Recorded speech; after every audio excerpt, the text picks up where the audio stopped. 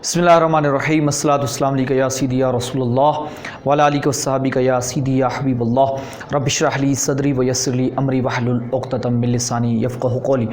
अज़ीज़ तुलबाए कराम, हम नाहमीर पढ़े थे और नाहमीर के अंदर हमने कलमे की 3 किस्में इसम, फ़ेल, हर्फ, इनमें से हमने ये पढ़ा था मोरब कौन होता है और मबनी कौन होता है।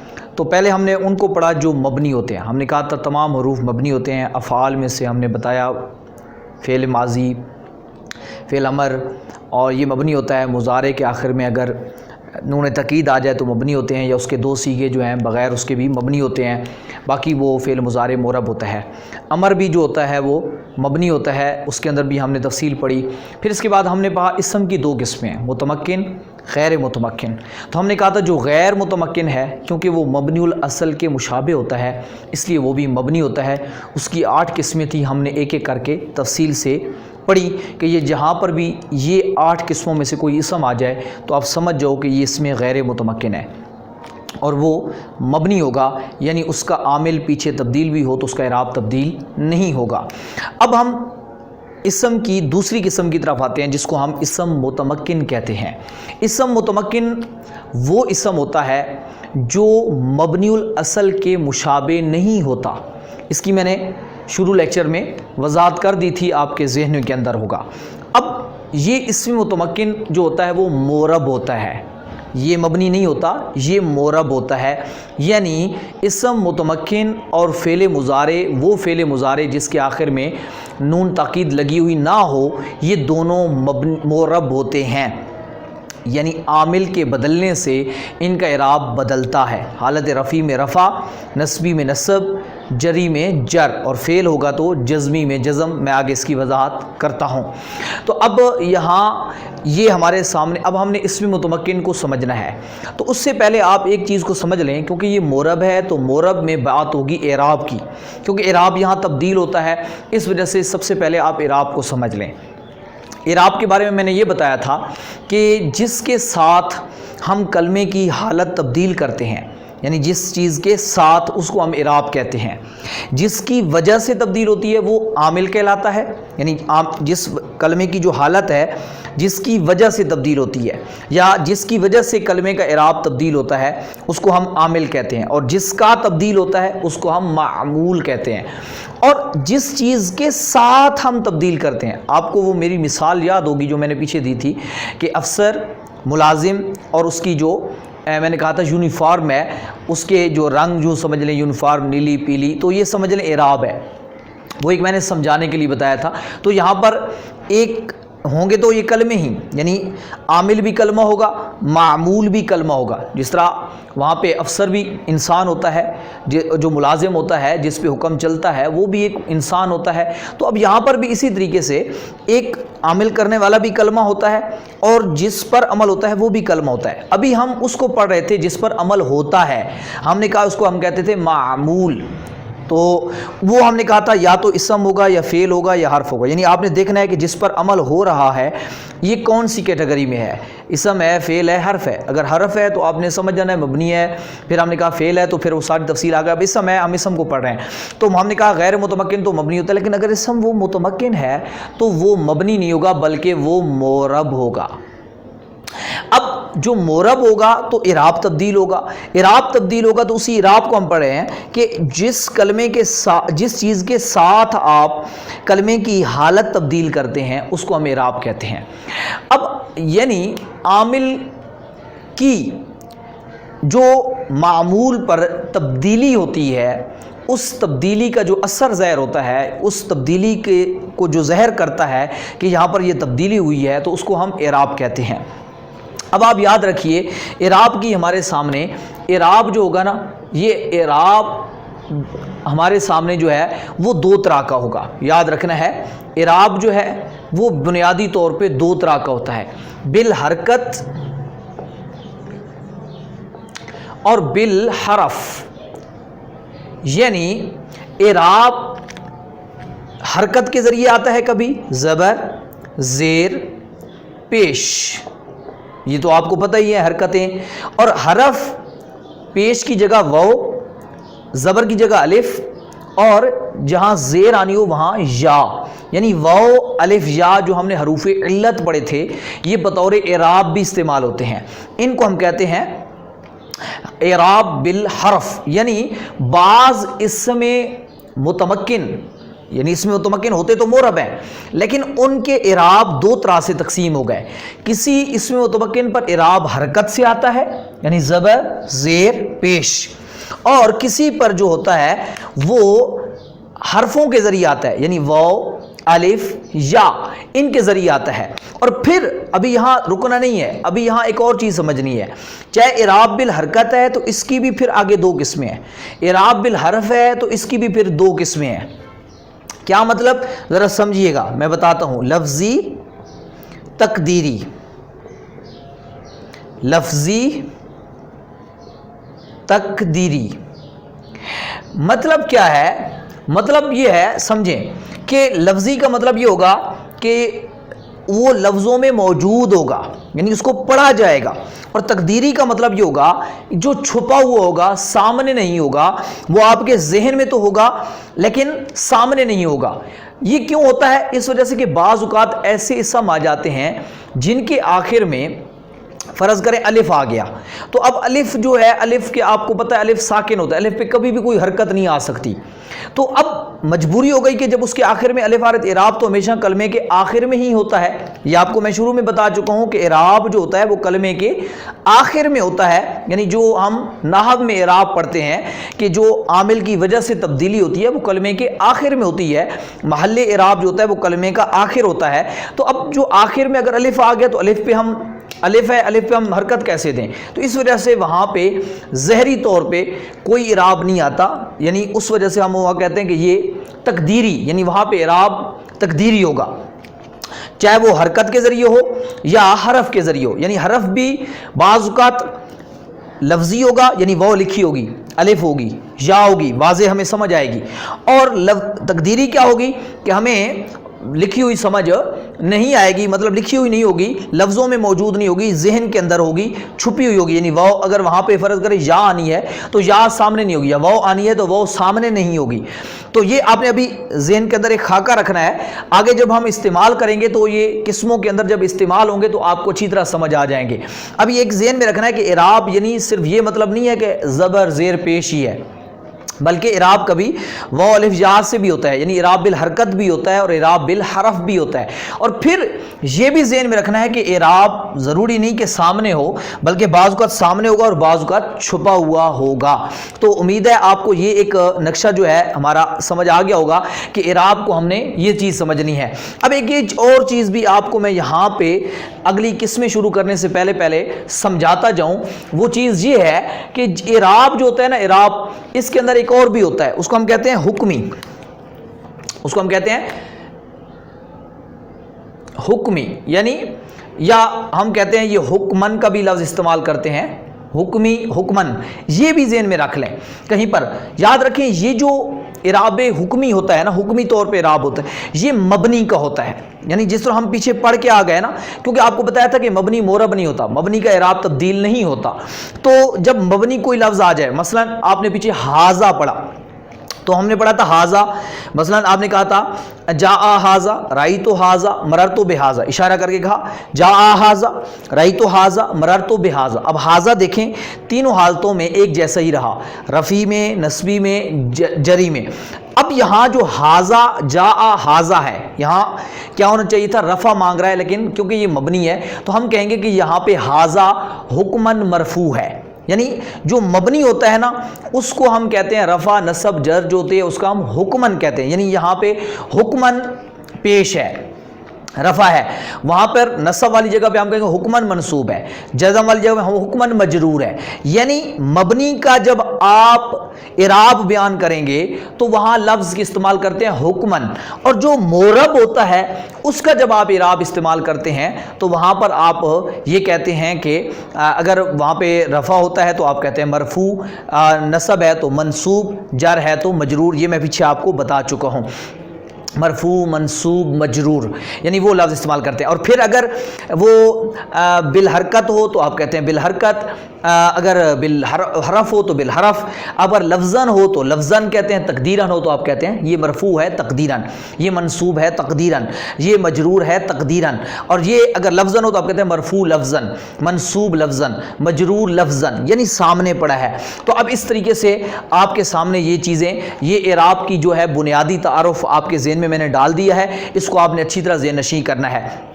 اب ہم بڑھتے ہیں اسم متمکن کی قسموں کی طرف کہ اسم متمکن ہوتا کیا ہے۔ اس کی تعریف تو ہم پیچھے پڑھ چکے ہیں کہ جو مبنی الاصل کے مشابہ نہ ہو، یعنی جو مبنی الاصل ہیں تین چیزیں، ان کے مشابہ یہ اسماء نہیں ہوتے، ان کو ہم اسم متمکن کہتے ہیں۔ اب یہ کون کون سے ہیں ہم نے ان کو پڑھنا ہے۔ یہ کل 16 قسموں پر مشتمل ہوتے ہیں۔ اسم غیر متمکن 8 قسمیں تھیں، انہی کو ڈبل کر دو، یعنی 8 2 16، یعنی ان کا یہ 2 گنا ہے، ان سے ڈبل ہیں یہ جو اسم غیر متمکن ہے۔ تو یہ 16 قسموں پر مشتمل ہے، 16 قسمیں ہیں، یعنی اسم متمکن کو جب بھی آپ نے سمجھنا ہوگا، اسم متمکن کی کوئی بھی جب صورت آئے گی وہ انہی 16 قسموں میں سے آئے گی جو ہم نے سمجھنی ہے۔ اگر ان 16 قسموں کو آپ اچھی طرح ذہن نشین کر لیں گے تو آپ کو اعراب سمجھنا بھی مشکل نہیں ہوگا، اور اس کو یہ سمجھنا بھی مشکل نہیں ہوگا کہ یہ اسم متمکن ہے یا غیر متمکن ہے، یعنی اس کو آپ پہچان لیں گے آسانی سے۔ جو پہلی قسم ہے اس کا نام ہے ہمارے پاس مفرد منصرف صحیح۔ یہ کل 16 قسمیں ہیں، تو ان میں سے ہم نے پہلی قسم سامنے رکھی مفرد منصرف صحیح، یعنی یہ پہلی قسم کا نام ہے اکٹھا، مفرد منصرف صحیح۔ یعنی ہم ایک اسم کو کہتے ہیں یہ اسم متمکن ہے اور مفرد منصرف صحیح ہے، یعنی اسم متمکن ہے تو اسم متمکن 16 قسموں پر مشتمل ہے۔ تو آپ پوچھے گا اگلا آپ سے کہ جی اسم متمکن ہے تو اسم متمکن کی یہ کون سی قسم ہے؟ تو آپ جب کہیں گے کہ مفرد منصرف صحیح ہے تو اس کا کیا مطلب ہے، کس قسم کو آپ یہ نام دیں گے؟ تو یاد رکھیں یہ جو لفظ مفرد ہے، اس مفرد کا مطلب ہوتا ہے واحد۔ یہاں پر جب ہم اسم متمکن کی قسموں میں یہ لفظ پڑھتے ہیں نا مفرد منصرف صحیح، تو مفرد کا آپ نے مطلب کیا لینا ہے؟ آپ نے یہ مطلب لینا ہے کہ جو واحد ہو، تثنیہ یا جمع نہ ہو، یعنی تثنیہ یا جمع نہ ہو، واحد ہو تثنیہ اور جمع نہ ہو، اس کو ہم کیا کہتے ہیں؟ مفرد۔ یعنی مفرد کا لفظ جو ہوتا ہے وہ واحد پر بھی استعمال ہوتا ہے۔ تو یعنی اب کوئی بھی اسم عربی میں جب واحد ہو یعنی تثنیہ یا جمع نہ ہو، یعنی 2 پر دلالت نہ کرے یا 2 سے زیادہ پر دلالت نہ کرے بلکہ 1 پر دلالت کرے، اور ساتھ ہی ساتھ یہ بتایا گیا کہ منصرف ہو۔ اب منصرف کو میں آپ کو، کیونکہ یہ جو منصرف کا سبق ہے نا، یہ آپ کو ایک پورا سبق ہم نے ایک علیحدہ لیکچر میں پڑھنا ہے تفصیل سے، کیونکہ منصرف ایک طویل ہمارا سبق ہے جس کو سمجھنا ہر طالب علم کے لیے ضروری ہوتا ہے۔ منصرف کے مقابلے میں ہوتا ہے ایک غیر منصرف۔ کیا ہوتا ہے؟ غیر منصرف۔ غیر منصرف غیر منصرف یہ ہوتا ہے کہ اس پر زیر یعنی کسرہ اور تنوین نہیں آ سکتی، یعنی جو لفظ غیر منصرف ہوگا نا وہ کسرے کو بھی قبول نہیں کرتا اور تنوین کو بھی نہیں قبول کرتا، اور جو اس کے مقابلے میں منصرف ہوتا ہے، منصرف جو ہوتا ہے وہ اس پہ ساری قسم کی حرکتیں اعراب آ سکتے ہیں، یعنی تنوین بھی آ سکتی ہے، اس پہ زبر زیر پیش ساری چیزیں آ سکتی ہیں، لیکن اس کے مقابلے میں ہوتا ہے غیر منصرف۔ تو اب جب ہم کہتے ہیں نا یہ منصرف ہے تو مطلب یہ ہے کہ وہ غیر منصرف نہ ہو۔ اب ہمیں کیسے پتہ چلے گا کہ یہ منصرف ہے یا غیر منصرف ہے؟ تو میں آپ کو انشاءاللہ اس پہ ایک پورا سبق پڑھاؤں گا جس میں آپ پڑھیں گے کہ کچھ طریقہ کار ہیں، کچھ چیزیں ہیں جن کی بنیاد پہ آپ کلمے کو پہچانیں گے کہ یہ منصرف ہے یا غیر منصرف ہے، وہ نشانیاں آپ کو بتائی جائیں گی۔ ابھی میں آپ کو 1-2 چیزیں آپ کے ذہن میں ڈال دیتا ہوں تاکہ آپ کو تھوڑا سا آگے چلنے میں مشکل پیش نہ ہو۔ کوئی بھی لفظ کسی کا نام ہو، مثلا عائشہ، اور اس کے آخر میں یہ گول تا جو مؤنث کی علامت ہے، یہ گول تا مؤنث کی علامت ہوتی ہے۔ جب کسی لفظ میں گول تا لگی پڑی ہو تو یہ علامت مؤنث ہے، علامت تانیث ہے، یعنی وہ لفظ مؤنث کہلائے گا۔ لفظ چاہے وہ نام کسی مذکر کا بھی ہو، مثلا طلحہ، یہ دیکھیں کسی مذکر کا بھی نام ہو سکتا ہے، مرد کا بھی ہوتا ہے، لیکن ہم نے اس لفظ کو دیکھنا ہے کہ اس لفظ میں یعنی جو کلمہ ہم نے لکھا ہے یہ لفظ مؤنث ہے لفظ، ٹھیک ہے، وہ بندے کی بات نہیں ہو رہی، لفظ کی بات ہو رہی ہے. تو کوئی بھی نام ہو کسی کا، علم یعنی کسی مخصوص ذات کا جو نام ہوتا ہے اور اس کے آخر میں گول تا لگی ہو، تو یہ دو نشانیاں ہو گئی. یعنی ایک علم، علم کا مطلب ہوتا ہے، یہ میں نے لکھ دیا علم، عین لام میم، علم کہتے ہیں جو کسی اسپیسیفک پرسن کا، کسی بھی مخصوص ذات کا جو نام ہوتا ہے، اپنا نیم ہوتا ہے، اس کو ہم کیا کہتے ہیں؟ علم. یعنی علم ہو اور اس کے آخر میں علامت تانیث لگی ہو. تانیث کی علامت کیا ہے؟ گول تا یہ لگی ہے. تو یہ دو سبب جس چیز میں جمع ہو جائیں، یہ دو وجہیں جس لفظ میں بھی، تو وہ لفظ غیر منصرف ہو جائے گا، اب وہ منصرف نہیں ہوگا. اسی طریقے سے اگر الف مکسورہ یا الف ممدودہ لگی ہو تو اس وقت بھی جو ہے مثلا لفظ حبلہ، حبلہ، حاملہ عورت کو کہتے ہیں، یہ کھڑا الف مکسورہ ہے. تو اسی طریقے سے الف ممدودہ جو ہے وہ لگی. اسی طریقے سے ایک لفظ جو آپ نے صرف بھترال میں پڑھا ہے، جمع اقصا کے وزن پہ ہو، مساجدو، کس کے وزن پہ ہو؟ جمع اقصا جو بنانے کا طریقہ ہم نے پڑھا تھا، جمع اقصے کے وزن پہ رہو تو وہ کیا ہوتا ہے؟ غیر منصرف. یعنی یہ چند چیزیں آپ نے اپنے ذہن میں رکھنی ہیں، اس سے وہ غیر منصرف بن جائے گا. باقی تفصیل سے اس کا علیحدہ سبق پڑھیں گے. ابھی ہم جو بات کر رہے ہیں پہلی قسم کی، اب دوبارہ اس کی طرف لوٹ آئیں. اگر آپ نے تھوڑا سا غیر منصرف کو ذہن میں رکھ لیا ہے تو اب اس کی طرف لوٹ آئیں. جو اسم مفرد ہو، مفرد کا مطلب ہوتا ہے جو ایک واحد ہو، یعنی تثنیہ دو کے اوپر دلالت نہ کرے، دو کے اوپر رہنمائی نہ کرے، یعنی دو کا معنی نہ دے بلکہ سنگل ایک چیز کا معنی دے. نمبر دو، منصرف ہو، یعنی غیر منصرف نہ ہو، یعنی اس میں غیر منصرف کی کوئی علامت نہ پائی جائے. آپ یاد رکھیں عربی میں جتنے بھی کلمات ہیں اصل میں وہ منصرف ہے، یعنی جتنے بھی اسم ہیں، کیونکہ یہ ہم بات کر رہے ہیں فعلوں کی نہیں، اسموں کی بات کر رہے ہیں ابھی، تو اس لیے ذہن میں یہ رکھنا ہے کہ جو مثال بھی دینی ہے تو وہ اسم کی دینی ہے، کیونکہ جس کو پڑھ رہے ہیں تو مثال اسی کی دینی ہے. ہم پڑھ اسم رہے ہوں، آپ مثال فعل کی دے دیں تو یہ غلط ہو جائے گا. آپ سے بات کی جا رہی ہو کہ اپنے استاذوں کے بارے میں بتائیں، آپ نے استادوں کے نام بتائیں، تو آپ مثال میں اپنے جو ہے وہ شاگردوں کے نام بتانا شروع کر دیں، اپنے طلباء کے نام بتانا شروع کر دیں، تو یہ غلط ہو جائے گا، کیونکہ بات استاذوں کی ہو رہی ہے. جب آپ سے کہا جائے آپ اپنے شاگردوں کے نام بتاؤ تو پھر آپ استادوں کے نام لینا شروع کر دیں، تو یہ مثال ہی غلط ہو جائے گی. بات ہو رہی ہے اسم کی، تو مثال بھی اسم کی دینی ہے. تو بات یہ ہے کہ جتنے بھی اسم ہیں سارے اصل میں وہ منصرف ہوتے ہیں. غیر منصرف بنانے کے لیے ہمیں کوئی دلیل چاہیے ہوتی ہے. وہ دلیلیں ہم انشاءاللہ آگے تفصیل سے پڑھیں گے. کچھ میں نے بتا بھی دی ہیں، یہ آپ نے ذہن میں رکھ لی ہیں جو بتا دی ہیں، باقی انشاءاللہ ہم آگے پڑھیں گے. تو یہ دلیلیں جہاں پر موجود نہیں ہوں گی، یہ کل 9 دلیلیں ہیں، وہ آگے ہم پڑھیں گے. تو وہ جہاں پر نہیں ہوگی تو وہ کلمہ منصرف ہی ہوگا. اب جب ہم نے کہا کہ مفرد بھی ہو، منصرف بھی ہو، یعنی غیر منصرف نہ ہو، اور پھر تیسری شرط اس میں یہ رکھی گئی کہ وہ صحیح بھی ہو. اب صحیح کی تعریف ایک تو ہم نے صرف میں پڑھی تھی. صرف میں یہ تعریف تھی کہ جس کے فا عین لام یعنی حروف اصلیہ کے مقابلے میں حرف علت بھی نہ ہو، حمزہ بھی نہ ہو، دو ایک جیسے حروف بھی نہ ہوں. لیکن یہاں نحو میں صحیح کی تعریف تھوڑی سی اس سے مختلف ہے. صرف والوں کی اپنی تعریف ہے اور نحو والوں کی اپنی تعریف ہے. نحو والے کہتے ہیں جس کے لام کلمے میں حرف علت نہ ہو وہ صحیح ہوتا ہے. مثلا دیکھیں، میں اس کی ایک مثال لکھتا ہوں. مثلا لفظ زید، یہ دیکھیں لفظ زید، ٹھیک ہے.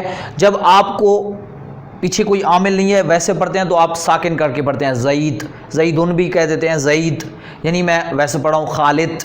تو اب دیکھیں زید جو ہے اس کے حالانکہ عین کلمے میں دیکھیں تو یا پڑھی ہے، یہ صرف والوں کے نزدیک تو صحیح نہیں ہے لیکن نحو والوں کے نزدیک صحیح ہے، کیونکہ اس کے لام کلمے کو دیکھنا ہے. تو اس کے لام کلمے میں دال ہے، لام کلمے میں واو الف یا نہیں ہے. تو اس وجہ سے صرف نحو والوں کے نزدیک صحیح کا مطلب یہ ہوتا ہے کہ جس کے لام کلمے میں حرف علت نہ ہو، یعنی واو الف یا نہ ہو، وہ اسم ان کے نزدیک کیا ہوتا ہے؟ صحیح ہوتا ہے. تو اب جس اسم کے اندر یہ 3 چیزیں پائی جائیں کہ وہ مفرد بھی ہو، منصرف بھی ہو، صحیح بھی ہو، تو اسم کی پہلی قسم، جسم متمکن کی یہ پہلی قسم کہلاتا ہے. اس کو ہم کہتے ہیں مفرد منصرف صحیح. اس کی مثال یہ میں نے زید بھی دے دی ہے. ایک اور مثال دیتا ہوں، کالامن، ٹھیک ہے. اسی طریقے سے آپ اور مثال لے لیں، راسن، ٹھیک ہے، یہ مفرد بھی ہے، ایک سر کو کہتے ہیں، منصرف بھی ہے. دیکھیں تنوین میں نے پڑھی ہے اس پہ تو، اور صحیح بھی ہے، اس کے لام کلمے میں کوئی حرف علت نہیں ہے، سین ہے، ٹھیک ہے. انفن، ناک، ٹھیک ہے. اس طریقے سے آپ کہہ سکتے ہیں رجلن، ٹانگ کو کہتے ہیں، اور ایک ہوتا ہے راجولن، آدمی، ایک آدمی کو کہتے ہیں. اسی طریقے سے آپ کہہ سکتے ہیں شجرۃ، تو اب یہ منصرف بھی ہے شجرۃ کیونکہ کسی اسپیسیفک کسی مخصوص چیز کا نام نہیں ہے. شجر آپ شجرۃ کسی درخت کو بھی کہہ سکتے ہیں. جنید جو ہے وہ میرا مخصوص نام ہے، ٹھیک ہے. عائشہ ایک مخصوص عورت کا نام ہے جس کی بات آپ کر رہے ہیں. تو اسی طریقے سے شجرۃ تو ایک کوئی بھی درخت ہے، اس کو آپ درخت کہتے ہیں. تو اس لیے اس میں یہ نہ شک میں پڑ جانا کہ اس کے آخر میں گول تا پڑی ہے تو یہ غیر منصرف ہو گیا. اسی طریقے سے آپ بہت ساری مثالیں دے سکتے ہیں. مثلا لفظ اللہ یعنی لفظ اللہ، یاد رکھیں جو لفظ اللہ ہے اس پہ تنوین نہیں آتی. وجہ یہ ہے کہ آپ نے پڑھا تھا قانون صرف کے اندر کہ الف لام جو ہوتا ہے جس کلمے پر داخل ہو جائے، الف لام تعریف کا، اس پر تنوین نہیں آتی. مثلا حمد تھا، آپ نے الف لام لگایا تو الحمد ہو گیا. کتاب الکتاب. تو اللہ ایک ایسا لفظ ہے کہ یہ اصل میں تھا الہ. کیا تھا؟ الہ تھا. تو اس کے اوپر الف لام لگا کے یہ جو اس کا شروع والا الف ہے نا یہ ہٹا دیتے ہیں، اور اللہ، ٹھیک ہے. تو یہ جو درمیان میں ہے نا اس کو یعنی تبدیلیاں کر کے اس کے اوپر الف لام تعریف کا اس کے اوپر داخل کر دیتے ہیں. تو یہ پکا ہمیشہ اس کے ساتھ الف لام تعریف کا رہتا ہے، وہ تب اس کے ساتھ سے ہٹتا نہیں ہے. اس وجہ سے لفظ اللہ جہاں پر بھی آتا ہے اس پہ تنوین نہیں آتی، اس الف لام کی وجہ سے، اور کوئی وجہ نہیں ہوتی. یہی وجہ ہوتی ہے، میں نے آپ کو بتا دیا تاکہ کہیں پر آیا ہو تو آپ یہ سوال آپ کے ذہن میں نہ آ جائے کہ اس پر تو پھر تنوین نہیں آ رہی تو یہ غیر منصرف ہے. تو یہ اس کی وجہ یہ ہے لفظ اللہ کے بعد. لفظ اللہ مفرد منصرف صحیح میں آتا ہے. تو لفظ اللہ ہو گیا، لفظ محمد ہو گیا، لفظ رسول ہو گیا، یہ سارے مفرد یدن ہو گیا، ٹھیک ہے جی. اس طریقے سے اوزن ہو گیا، بہت باطن ہو گیا، اور بہت ساری مثالیں دے سکتے ہیں. آپ اگر اس کو تلاش کریں گے، تھوڑی پریکٹس کریں گے تو انشاءاللہ آپ کے سامنے یہ بالکل واضح ہو جائے گا. آج ہم اس قسم پہ اکتفا کرتے ہیں. آج کا ہمارا جو درس ہے وہ میں نے آج پہلی قسم بھی بتا دی، اعراب کی چیز بھی بتا دی. ابھی ہم اس کا اعراب پڑھیں گے. ابھی ہم نے صرف اس قسم کی تعریف پڑھی ہے. ہم انشاءاللہ اگلی دو قسموں کو بھی اس کے ساتھ پڑھ کے ان کے اعراب اکٹھا بیان کریں گے. آج کا جو سبق ہے اس کو دہرائیں، 2 سے 3 بار سننے کی کوشش کیا کریں. پچھلے اسباق کو بھی دہرایا کریں. اور میں نے عرض کی ہے جب تک اگلا لیکچر نہ آئے آپ پچھلے اسباق کو ڈیلی بیسس پہ روزانہ کی بنیاد پہ دہراتے رہا کریں ایک لیکچر کو، اور دوسرے احباب کو بھی ساتھ شامل کرنے کی کوشش کیا کریں. اگر کوئی چیز سمجھ نہ آئے تو سوال کیا کریں، مشق ضرور کرنے کی کوشش کیا کریں.